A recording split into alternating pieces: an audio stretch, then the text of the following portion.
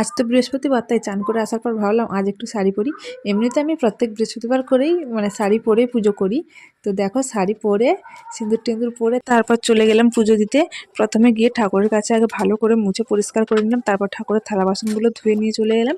আর আজ ছিল বৃহস্পতিবার, বৃহস্পতিবার করেই আমি ঘট পাল্টে থাকি, ঘটে নতুন করে ঘরটা স্থাপন করি। ঘটে একটু সিঁদুর দিয়ে স্বস্তিক চিহ্ন এঁকে দিলাম, তারপরে আম শাখা দিয়ে নতুন করে ঘরটা স্থাপন করি বৃহস্পতিবার করে। আর এই বৃহস্পতিবার করে আমি একটু শাড়ি পরে পুজো দিতে বেশি পছন্দ করি। বাড়িতে তেমন একটা শাড়ি পরা হয় না, যদিও কেন জানি না বৃহস্পতিবার করে আমার এমনিতে আমি শাড়ি পরতে ভীষণ ভালোবাসি, কিন্তু পরা হয় না, বাড়িতে পরা হয় না, পরতে ইচ্ছে করে না, বাড়িতে থাকি কেন জানি না। তবে বৃহস্পতিবার করে শাড়ি পরতে আমার ভীষণ ভালো লাগে। আর এমনিতে আজকের মনটা খুবই খারাপ। ঠাকুরের কাছে আমি দেখেছি পুজো দিলে, এটা না আমি অনেকবার ট্রাই করে দেখেছি, যখন আমি পুজো দিই না অনেকক্ষণ বসে ঠাকুরের কাছে পুজো দিই, ফুল দিয়ে সাজাই, আমার মনটা এমনিতেই ভালো হয়ে যায়।